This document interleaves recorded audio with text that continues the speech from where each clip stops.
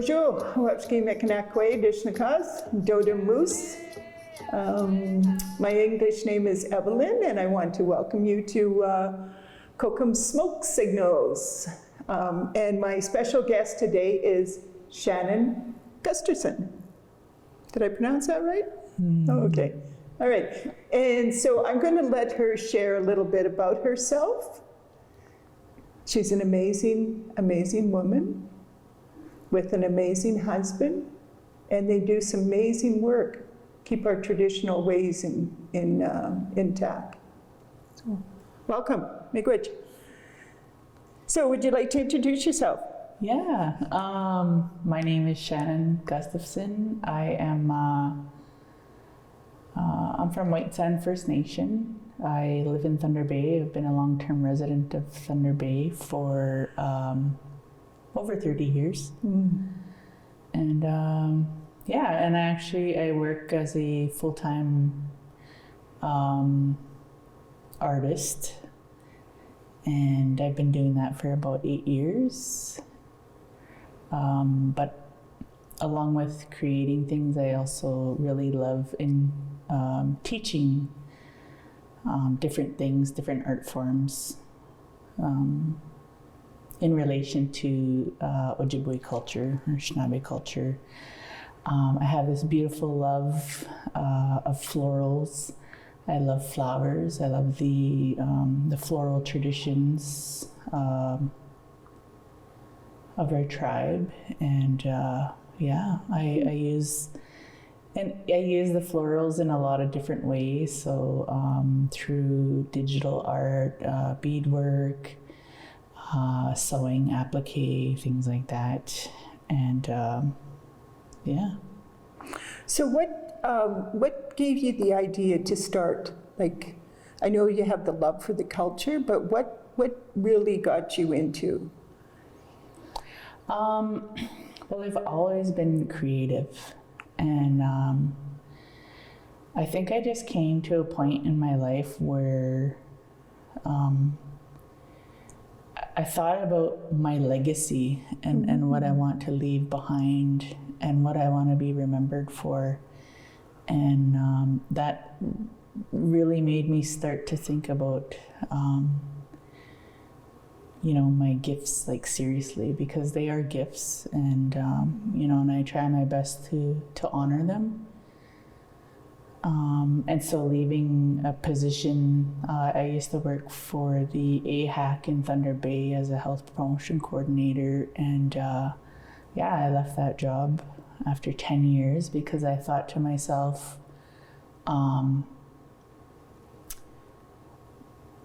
what could I accomplish if I was able to do this full time? That's what I started to think about.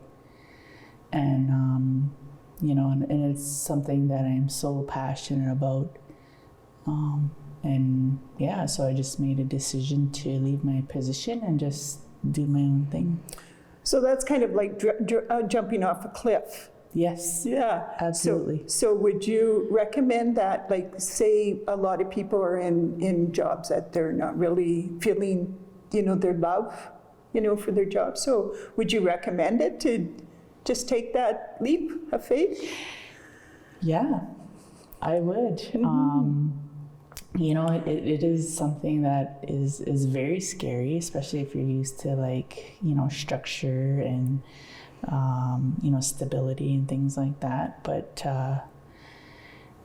you only live once, right? And being able to do something that you love and something that you're passionate about, it doesn't feel like work. It's not a job. It's just I don't know. I just feel blessed that I'm able to do what I do. Yeah. So before we get into our creator boards, I wanted to ask you a question about your line that you have. You do a lot of different things. Like I've seen scarves, purses, and do you want to tell us a little bit about that? Yeah, so that was something that sort of just came out of the pandemic, and I always try to see the positives in things. So the pandemic really kind of just slowed things down for a lot of people, and kind of gave us the opportunity to, for self-care, or, trying to learn new skills and things like that. But also in a time where, a lot of artists were sort of doing the hustle to make things work, Yeah. And so I had wanted to learn how to do digital art, and I had bought an iPad and the pencil, and so I learned how to do the Procreate program, and through that I started to create digital floral work, and I started to sell on Redbubble, and Redbubble's like a website for artists to sell their work in different forms, printed on fabrics and things like that. And then from there, I was contacted by a Canadian textile company, and they asked if I wanted to make fabric with them, and I was like, sure. I just did this. I just started doing this Procreate, the digital art, and so it was a big, it's just something that went really quick. And yeah, so we have, there was a print that was released, I think in the fall or something last year, but it sold out. The first run, they sold, I think, 16,000 meters of it. Wow. Yeah, and so they had to do a few reorders, and every time it just sells out. And then there was recently a new print that was released a few weeks ago. So yeah, and then the other things, like the bags and the scarves and things like that, that's kind of just something similar to Redbubble. It's a Canadian company called Art of Wear. So basically any artist can have stuff made, and so that's kind of just the side, kind of like my side hustle. I always think about all these artists you see on social media, and they're just working really hard to survive, I guess. Really. Yeah. Awesome. Yeah. So can you tell us a little bit about the cradle? So why do you call it the cradle board when some people would call it a tikinagan? So I often say cradle board because when I talk about tikinagans or cradle boards is the term for all, because a tikinagan is the Anishinaabe word for our cradle board. Yeah. So tell me a little bit about the board. So these they're made out of wood, different types of wood you can use. So this one is pine mixed with some cedar. The cedar is the bent pieces. So this is the foot support, and this basically holds the baby in there. And so babies would be wrapped up, nice and tight, snug as a bug in a rug.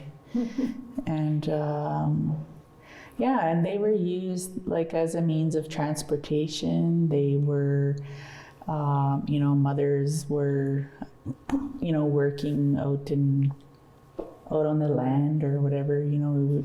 The babies would be propped up on a tree or tied up in a tree, and they were just able to see the world from that sort of perspective. So you were telling us some stories about this, how it's connected to here, and the purpose of this. Yeah. So we call this, it's either they call it a brush bar or a bush bar. And when you think of where we live, because we were a woodland tribe, we live in a heavily wooded area. So this brush bar is actually meant to protect the baby from branches and things like that, as if when you're walking through the bush. And it was also used as, you could put a covering over there to create like a canopy. There's lots of different purposes for it. You can actually also hang little trinkets, kind of hanging from there, dream catchers. You'll see sometimes parents will tie the umbilical cord, which it would be in a little pouch. They would tie that to this as well. Yeah. Yeah. So, and it's connected to the back? Like how would they carry this? So there are different types of carrying straps. Traditionally, it was some sort of a sash, like a woven sash, or some type of belt in that sense, where it would be attached to the board. And so I don't know if you've ever heard of the temp line. Oh yeah. Yeah, so it was a carrying mechanism that went across your forehead, and that's how mothers would carry these cradle boards, where the strap would go across their foreheads. And you can also see that later in like when fur traders came, they would carry their packs like that. Yeah, so that came from the Indigenous people. That's beautiful. Yeah. So I just wanted to show some of Shannon's. This is a piece of Shannon's work. Would have been nice. It was just a spur of the moment, but yeah, it would have been nice if they could have brought more. But this is one of the patterns that she has designed. And do you have a story to go with this? No, eh? No, it's just Woodlands. yeah. Oh, it's the These same. designs are just like a collection of old flowers that have been used historically in beadwork, and yeah. So you're a dual commodity, if you don't mind me calling you that. So how is that? Like, like it's kind of like used to balance each other, right? Yeah. It's we're very busy. It's a lot happening. But yeah, we just try to, find that balance, I guess. Yeah. Cool. That is so awesome to have a partner, have a partner to work alongside of you. Yeah, he's amazing. Yeah, you can tell. Yeah, he's crazy, but he's amazing at what he does. Your face just lights up. Yeah. Yeah. Can you tell us a little bit about the history of tikinagans, cradle boards, and why you're here today and teaching? Well, tikinagans have always been a part of our communities, of our families, and it's something that's very, very special in terms of child rearing. It is about celebrating life. It's about honoring life.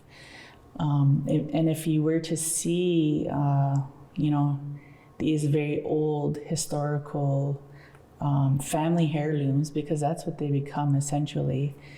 They're elaborately beaded, in the time and care that goes into creating these things, speaks about the love that we have for our children. And a lot of these boards, they were made, with intent for a child, at one time, like say 100 years ago. We've had the opportunity to see some very, very old tikinagans that are still usable, and they're still being used in families, within the families. And so for myself and for Ryan, we always think about things that are, not necessarily practiced anymore. So in terms of this art form, there is not a lot of tikinagan makers out there. And when we meet people or we travel to communities, like somebody will always say, my dad used to make them, my grandpa used to make them, my uncle made them, but nobody today, nobody learns. Like there's, and I think that we need to be reclaiming this way in this art form. And and Ryan and I, we're only two people, and sometimes we do feel really overwhelmed because there's a need, and people get angry because we can't provide these to everyone. And so we would really love, like I love to, when I see other people making the tikinagans, I love seeing that, because it's like there needs to be more makers out there of them. And I think that something that we're excited to see down the road, because it's an important part of our families and our communities. Well, thank you very much.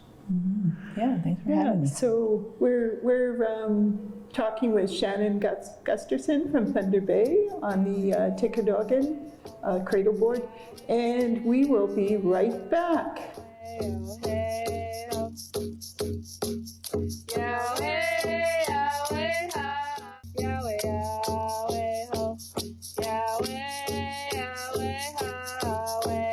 Welcome back to Kokum's Smoke Signals.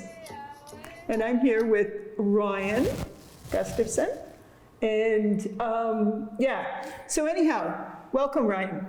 Hi. Nice to be here. Good. So we interviewed your wife just a few minutes ago, and she was telling us, about the purpose of the cradle board. Okay. And she was talking a little bit about your business and that kind of stuff. But I would really like, I think our viewers would be really interested on exactly what the process is. So I'll let you Okay. Well, like, for instance, normally, like the boards in the back here are made out of cedar. The only reason why that would be is because it is a very light wood. So this here is white pine, which is the next lowest to lightweight wood. And so we have the cedar here, and the cedar here, and a cedar. And before all of this becomes a tikinagan, there's some things that I have to do in order to get the wood. So I would drive out and look for like cedar stands and stuff and so forth, and like I'm always like looking for cedar and so forth. And when I do find like a nice patch of cedar, I kind of like walk around there and I go and introduce myself to the cedar wood, and I say my name and the Anishinaabe Moen Ojibwe, which is Mijo Gabo is Indigo. That's what they know me as. And I kind of like sit by one of the bigger cedars. I find that when I sit by like a bigger cedar, I kind of feel more connected versus going up beside like a smaller cedar. Like I try not to harvest like too small of a cedar. I try to get like the fair sized ones. And usually like what I do is I like bring some food and I make my offering and I say like a humble prayer and so forth, and I make my offerings and my tobacco and then I'll like kind of like not cut on that same day. Like I kind of like look around as I'm still like as I find like a good cedar stand. I'm always looking for another cedar stand because I try not to take too much from one area because I don't want to destroy or disrupt that area. And like when I first started doing the bending of the wood, I tried numerous types of woods, and I just tried poplar, I tried jack pine, I tried all these different kinds of woods. And when I would like research it and try to figure it out, I'm like always like, why isn't this working out? Like, what do I need to do? So when I first started, I made like a steam box, and I thought using the kettles would work. Like I just make two like little holes for the kettles to bring the steam inside. And I found that wasn't holding enough steam because it wasn't getting hot enough. So there's like a certain temperature that the wood has to meet before you actually get to bend it. And I didn't really have any guidance of how to do it. I just tried, and I found that like tamarack did bend really well. But the only problem with the tamarack wood is that it when it started to dry, it dried extremely lots, like it shrunk lots. And so then I found that but the temperature, so I use a PVC pipe, and I block the ends off, and I have two kettles that blow hot steam in. So I try to have it up around 260, 280. So once it reaches that temperature, I'll let it sit for like 15 minutes, 20 minutes. And then I'll take it out, and then I'll put it onto my molds, and I'll start bending it. Yep. Interesting. So is it kind of like a spiritual thing for you? Like I feel like in the beginning, I didn't really know what I was getting into. Yeah. And I had no idea, but I knew what a tikinagan was because my firstborn was in a tikinagan, and my kids after that were in the tikinagan. But as far as like making it, I had no idea what I was actually getting into, and I like loved it. I enjoyed it, and I had a connection to doing this type of work. And I try to encourage all communities to like bring this back. Nice. Yeah, Nice. and the spirituality part of it, and I do have a like a connection. There's like some type of like a vibe that I feel. Yeah. Awesome.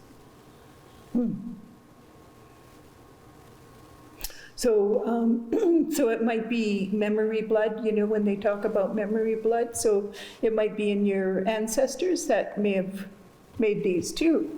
You know what I mean? It could be, yes. It could be. Yeah. Yep. Yeah. One thing that I found is traveling down to Quebec. The way how this brush bar goes, it kind of like goes like where they go out. Yeah. So this middle part would actually the hump would be going out the opposite direction. Oh yeah. And that's their bare the top of the bear is the protector over the children. That's interesting. Yes. Yeah. And I found out just from going to different communities and so forth that they talk about these parts here, and when like the grandfathers or the dad or uncles would make them, sometimes like they're stretched out long. And that's just to indicate that it was like a long carry, like more than 9 months. And sometimes like there's different communities that have them almost closed. And I haven't like really found out the reasoning of it, although like up in like the Kenora area, like around that area, there's lots of cradle boards that are made like that, and I've asked numerous people, and they just tell me it's made stronger. So I never really got like the answer like to it. But yeah, like this style here is Anishinaabe, and it's the area like where I come from. It's kind of like a Long Lac area, down towards Marathon area, Mobert, and so forth. Like they have this similar style. So do you think you perfected this? No. Or no way? You think you can do more? Oh yeah, like I Oh, could. wow. That's good to hear.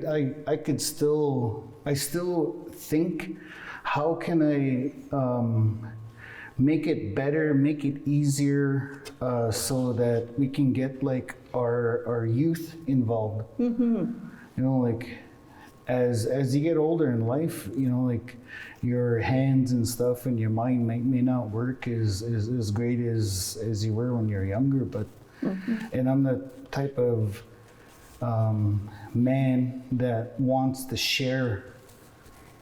It's not, I don't take ownership of this tikinagan. Awesome. It's something that belongs to our people, and I'm just one that's putting my foot down and saying, hey, let's bring this back. Yeah. Yeah. Our communities need this. Yeah. Our children need this. Well, miigwech for being here and for sharing your Yes. story with us. Thank you for the invite. Yeah, and that's totally awesome. And you know, we're very fortunate to have you here today. And so I just want to say miigwech once again for you joining us and offering to do this interview. And yeah, and we wish you all the love and the best, you know, for the journeys, because, you know, this is you know, traditionalist, right? Yes, it is. Yep. Yeah, and it needs to be carried on. Oh, for sure. Yeah. Definitely, for sure. And could you imagine, you know, seeing all our Anishinaabe people with their tikinagans, you know, Oh, that'd be awesome. in the future, right? Oh, yeah, that'd be 2025, yeah. That'd be so awesome. Yeah. So once again, I'd like to thank everyone for watching, and thank you and your wife for joining us. You're both amazing, how you work both together, and yeah, and we're really fortunate to have you guys here. Awesome. For Thank sure. you. Miigwech. So, miigwech, everyone.